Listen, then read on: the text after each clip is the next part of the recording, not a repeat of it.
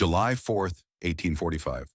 Across Charleston, fireworks thundered in the sky, star-spangled banners rippled in the wind, and cries of "Liberty forever" echoed through every street.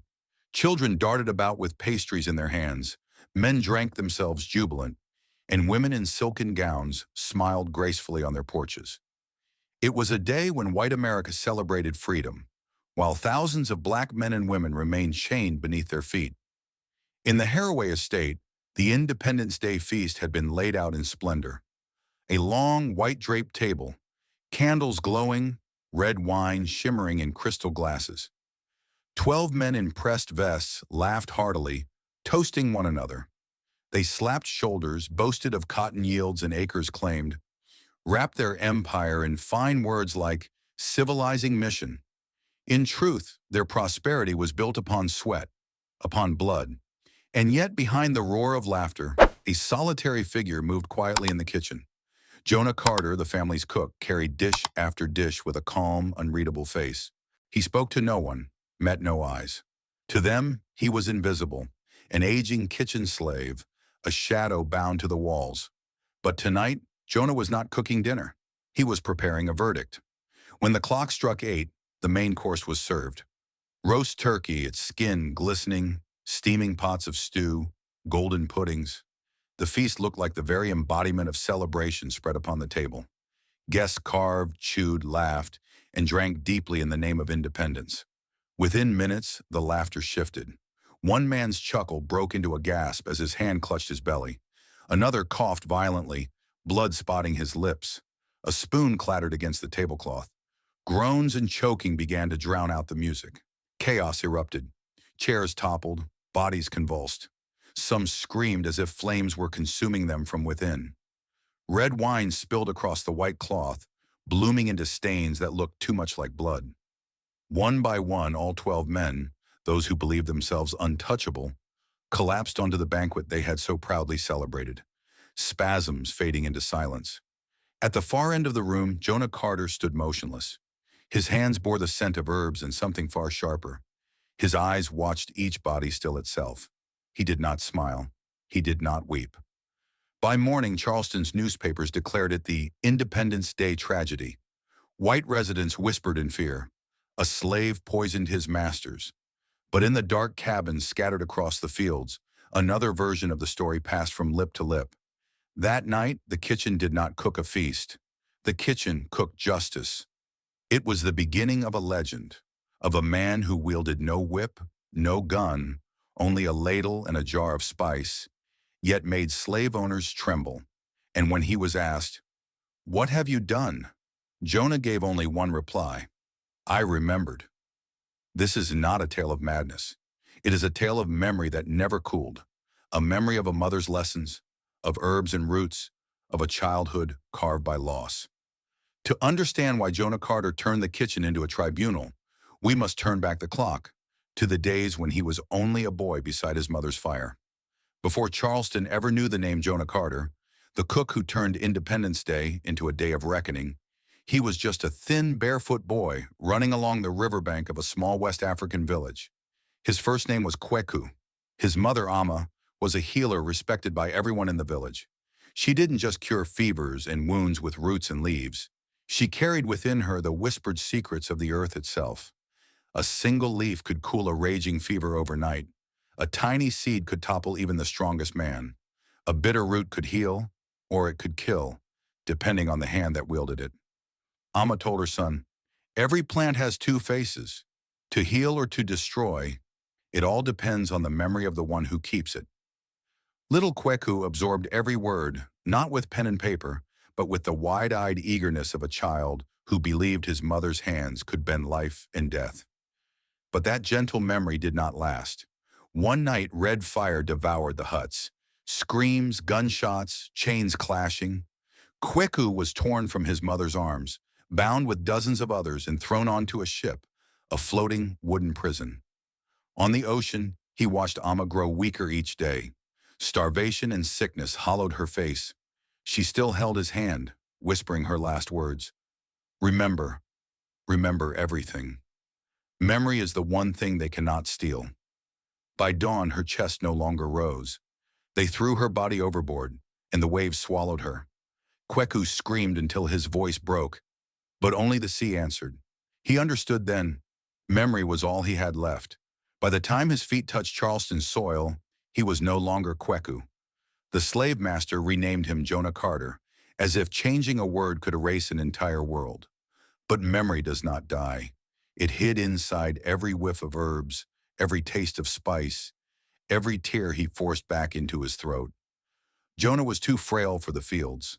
The lash tore his back, the sun cracked his skin. They tossed him into the kitchen, thinking it safer there.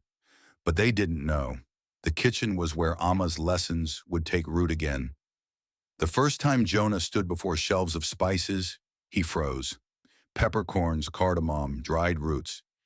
Each scent carried him back to Amma, bending over her pot, humming softly like a song. Among smoke and grease, that memory sparked like an ember. The masters thought Jonah was just a pitiful boy stirring pots. But Jonah was learning not only to season food, but to season memory.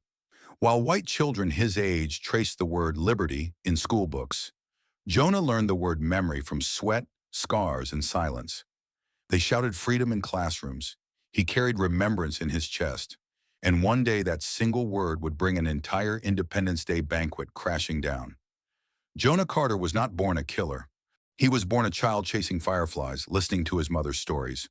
But when Amma was thrown into the sea, when his village was burned, when his childhood was crushed to ash, memory became the only seed left.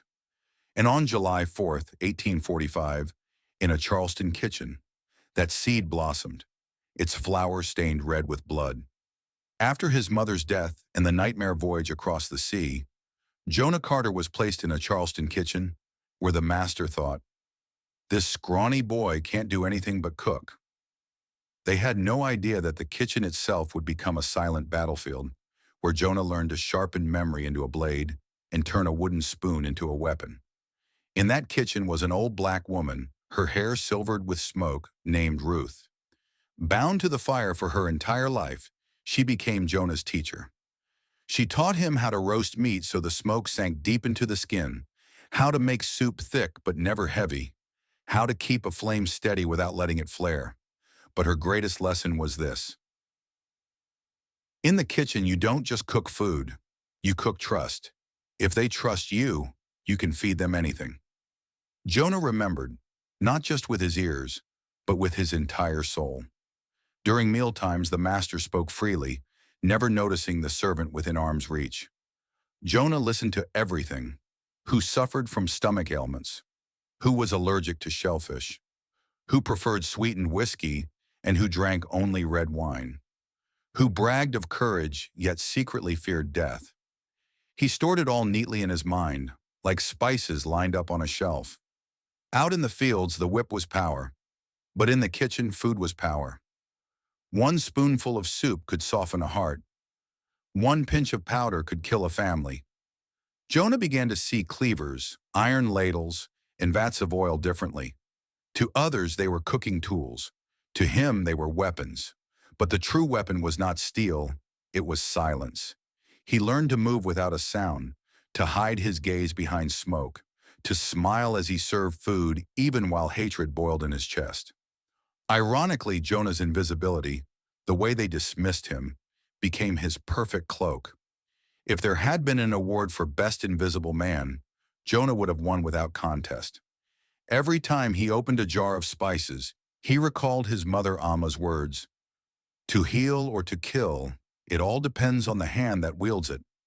He began to experiment: a pinch of dried leaves to raise a fever, a drop of sap to drain the strength from a healthy man. Jonah killed no one then, but he knew he held the key to life and death.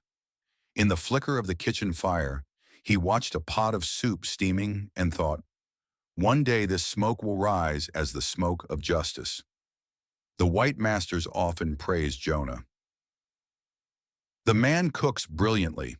Without him, our feast would lose their flavor."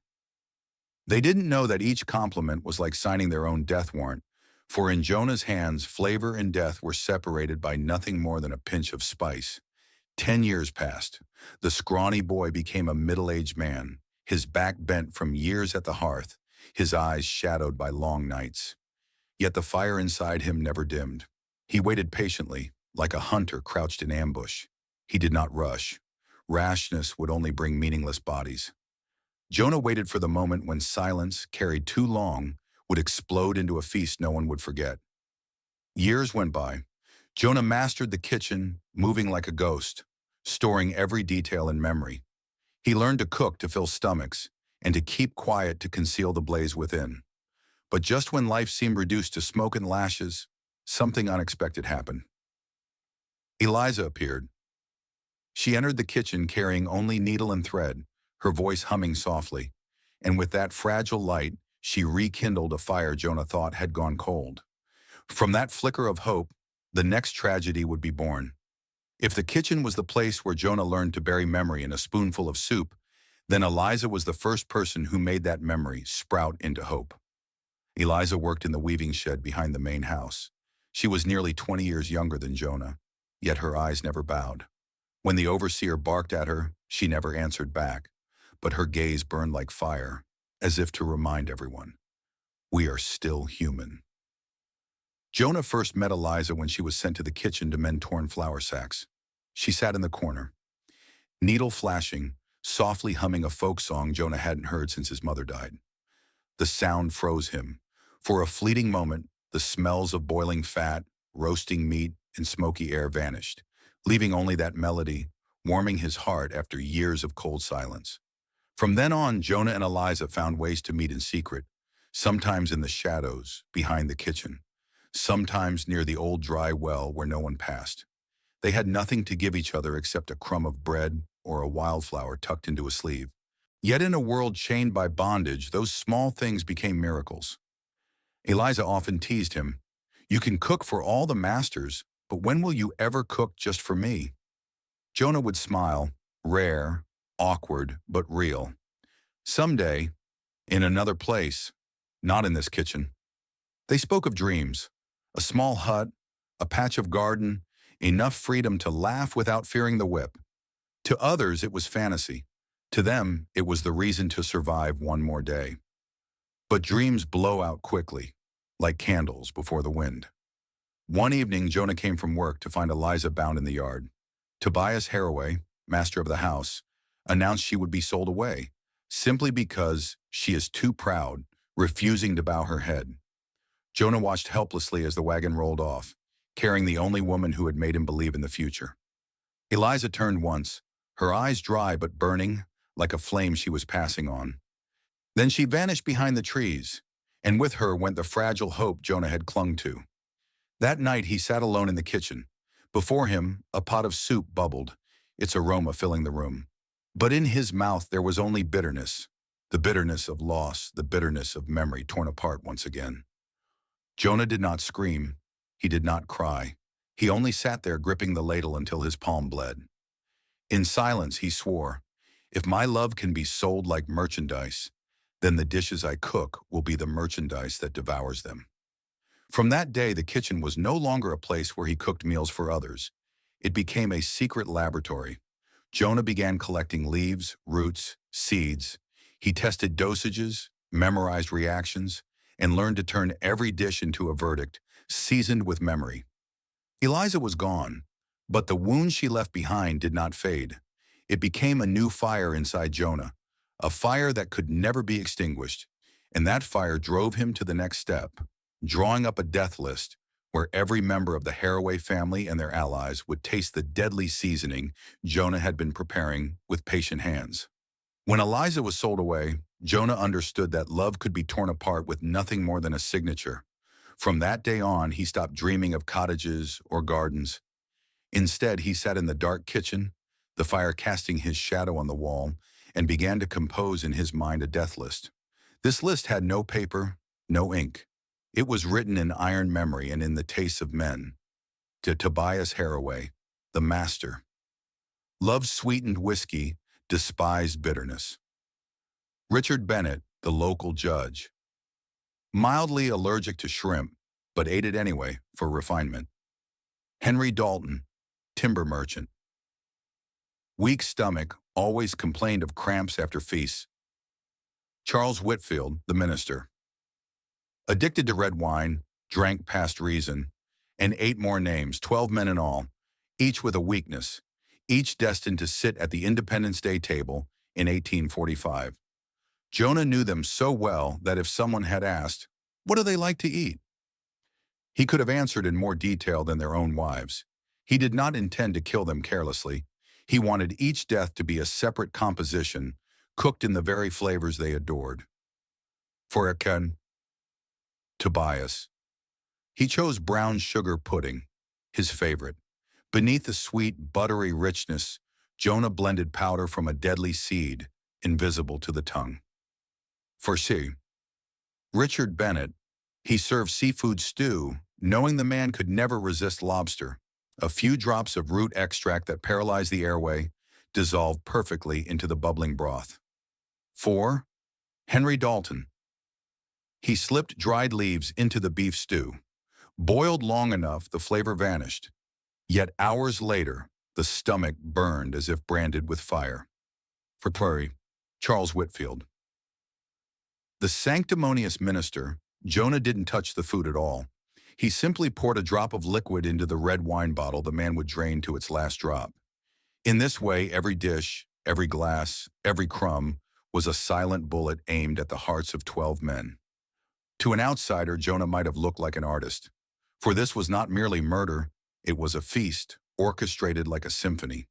He chose dishes as a composer chooses notes. He measured doses as a mathematician solves formulas. He waited like a playwright holding back the curtain for the final act. The irony was sharp. While those men fancied themselves civilized, building laws and order, a despised kitchen slave was using the art of cuisine to write their death sentence. It took Jonah nearly 10 years to perfect the plan. He tested doses by watching animals in the woods and sometimes on scraps eaten by careless guards. He learned how to mask tastes, how to dissolve poisons without changing the color of soup or the flavor of bread. He was never in a hurry. Jonah knew a hasty plan would only earn more lashes on his back. But a patient plan, one simmered long enough, would echo for centuries. And so, July 4th, 1845, was chosen, not by chance but by design. The very day America shouted for liberty, the Haraway Mansion would host a grand feast, one that would secretly become an execution. By the kitchen fire, Jonah whispered to himself, "They will raise their glasses to freedom, and in that same moment, freedom will come to me, in the silence of 12 corpses." The list was ready. The dishes were chosen. The doses were calculated. Only one thing remained, the final performance. And it would unfold beneath fireworks blazing over Charleston, while inside the Haraway dining hall, 12 men would collapse one after another, laughter still hanging in the air, turning to silence before it could fade. Charleston, July 4th, 1845. Fireworks split the sky, music spilled from the streets, and whiskey ran like water. Out in the city, white citizens roared, "Liberty!" While in the Haraway Mansion, liberty meant a long banquet table draped in linen, candles glowing, roasted turkey gleaming golden, and red wine poured like rubies. 12 men sat down, raising glasses in arrogant chorus. Tobias Haraway declared, "We drink to a free nation, to greater fortunes, and to power that none can shake." Crystal clinked, laughter roared, and no one noticed the silent eyes of Jonah Carter, the aging kitchen slave carrying in the trays. He set each dish with steady hands. Brown sugar pudding, Tobias's favorite. Steaming seafood soup for Judge Richard Bennett. Beef stew for Henry Dalton. A brimming red wine bottle for Reverend Whitfield. Every dish, every drop, laced with a secret only Jonah knew. To the men he was invisible. To himself he was already striking with invisible blades. The feast began. Forks clicked, mouths chewed, boasts filled the air. Then slowed silence. Bennett dropped his spoon, face pale, throat seizing. He clawed at his collar, eyes bulging, and collapsed into his soup. Dalton laughed at first, until his gut twisted like fire. He folded, vomiting blood and bile across the fine linen. Whitfield, oblivious, raised his wine and sermon. God bestows his blessings. The blessing curdled in his throat. Crimson spilled from his lips as his bulk crashed across the table. Tobias jerked to his feet, shouting, "What's happening here?" But his voice drowned in the chorus of agony. Chairs toppled, goblets shattered, bodies writhed. Roasted meat and spiced wine now reeked of bile and blood. Proud faces contorted into masks of terror. Red, white, then purple as breath fled their lungs. One man crawled toward the door, collapsed mid-stride. Another flailed for help, only to knock a glass aside, red wine streaming across the tablecloth, like blood spilled for show. Within half an hour, the dozen lay ruined, convulsing, silenced, still. Fireworks thundered outside as Charleston sang freedom. Inside, 12 self-proclaimed masters were freed only from their own arrogance. Jonah stood calm, arms folded, gaze steady. He neither smiled nor wept. He simply watched his list fall, name by name, like dominoes at last pushed. Tobias gasped, eyes wild, spittle streaked with blood. He croaked, "What have you done?" Jonah met his stare, voice low but cutting like a bell in the night. "I only remembered." Outside, cheers for independence shook the streets. Inside, Jonah lit his own fireworks. 12 lifeless bodies glowing brighter than the pyrotechnics above Charleston's sky. But killing was only the first act. Surviving after the killing, that was another. And as the final scream died, angry footsteps thundered down the corridor. The reckoning was not over. The grand dining hall now resembled an execution ground. 12 bodies sprawled across the room, some face down, some on their backs, others still clutching at the table's edge before their trembling hands slipped away. Red wine streamed into long, dark stains, mixing with blood, bleeding across the white linen like a hellish canvas painted in grease, liquor, and corpses. In that dreadful silence, Jonah Carter stood tall. His shirt smelled of smoke, his calloused hands still clenched around the wooden ladle. He neither bowed his head nor brushed away the flecks of blood on his face. He was like a statue carved in stone, motionless yet thunderous in presence. The doors burst open. Servants, guards, and wives and sons of the dead men rushed in. They froze at the sight. A woman screamed, clutching her mouth. A young man cried out, "My God, what is this?" All eyes fixed on Jonah, the only man left standing. A guard raised his musket and shouted, "What have you done?" Jonah did not answer. His gaze drifted past them, far away, unshaken. In that moment, it seemed he was not looking at trembling faces, but at the memory of his mother, Amma, cast into the sea, at Eliza, dragged away in a carriage. The guard stepped closer, pressing cold steel to Jonah's chest. "Speak! What did you do to them?" Jonah finally turned, his eyes a deep, bottomless black. His voice was low, measured, but rang like iron. "I only remembered." 3 words. Yet the room seemed to reel. None of them fully understood, but they felt the weight in his tone, the centuries of chains, the tens of thousands of lashes, the flood of tears long swallowed. A servant burst into sobs and backed away.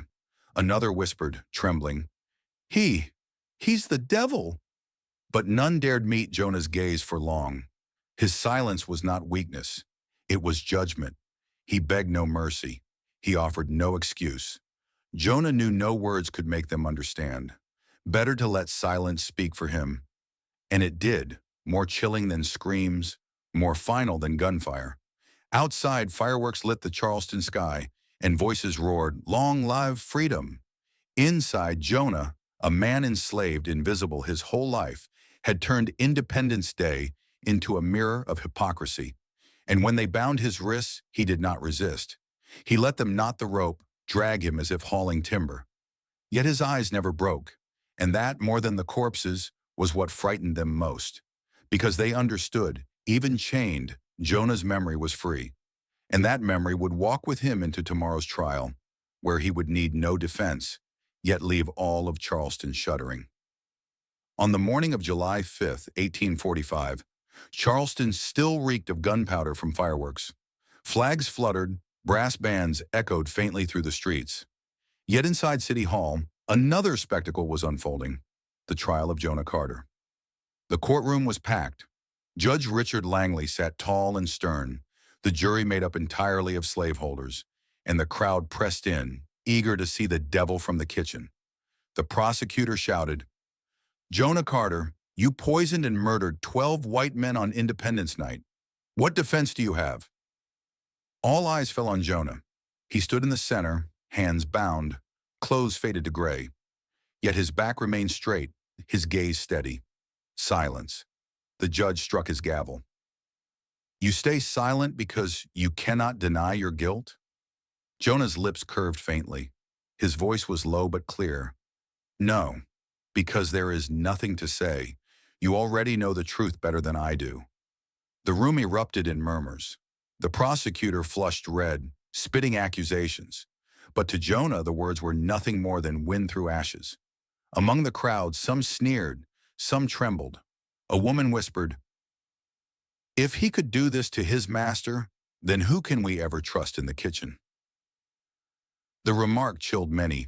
They realized Jonah had not killed with sword or gun, but with the very trust they had once placed in him. The trial lasted less than a day.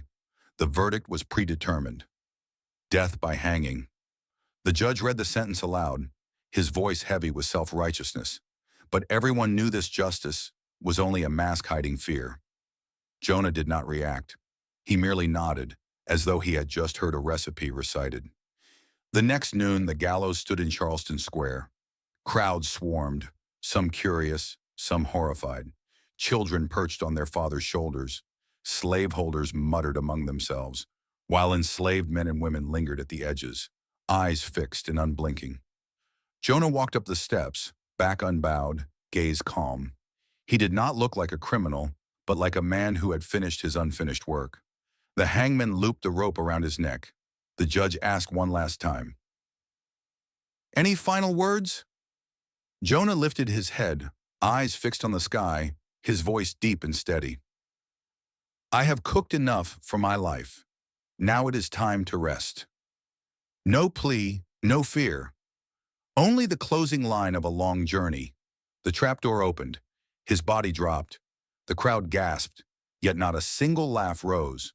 For in Jonah's eyes, just before the fall, there had been something stronger than death: the freedom of memory. A few slaveholders shuddered and turned away. They knew, though Jonah was gone, every time they sat at a table, they would remember him. Suspicion would linger. Fear would remain. And that was Jonah's final victory. By sunset, his body was buried in an unmarked grave. But in the slave quarters, his name spread in whispers. From that day on, Jonah Carter was no longer just a man. He was legend, a flame unextinguished in memory. After Jonah Carter's death, Charleston's authorities hurried to bury him in an unmarked grave. No stone, no inscription, as if erasing every trace. Yet some names, the more you try to bury, the more they rise, wild and unstoppable, like weeds. In the sagging wooden cabins, his name was whispered like a prayer. When a child cried from hunger, a mother soothed. "Remember Jonah." When a man was lashed, those nearby murmured, "Jonah is still here." His name became something no one dared speak aloud, yet no one dared forget. For the slaveholders, Jonah's death planted a new fear. They no longer swallowed their meals carelessly. Every lavish banquet carried suspicion. Is this wine truly safe? Was that soup seasoned with something else? What hides behind the silent smile of the cook? A bitter irony: Jonah was dead, yet he still had a seat at every table. Once, kitchens were thought of as small, harmless places for roasting meat and simmering stew. But after July 4th, 1845, the kitchen became a battlefield. No whips, no swords, only spices, pots, and memory, yet enough to make a whole class of masters tremble. From then on, in their minds, the kitchen was never safe again. It could birth the scent of comfort or the stench of death. Generations of the enslaved continued to weave the tale. Some said Jonah's spirit lingered in the old kitchen, still stirring an invisible pot. Others swore that on Independence Night, if you listened by the fire, you could hear the slow tap of a wooden spoon, a reminder Silence can kill. Memory can cook justice. Jonah Carter left no monument, no headstone. His legacy lived not in stone or bronze, but in the fear of the oppressors and the hope of the oppressed.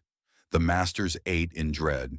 The enslaved ate whispering his name, knowing they were not alone. That was Jonah's greatest victory, turning the kitchen, the place of his lifelong captivity, into an immortal weapon. If July 4th was America's Day of Freedom, then July 4th, 1845 was the day Jonah Carter turned it into a day of truth. The truth that freedom cannot exist on blood and chains. And ever since, whenever the oil crackled in a pan, people thought not just of food, but of Jonah Carter, the man who turned a final feast into a verdict and memory into a flame that never dies.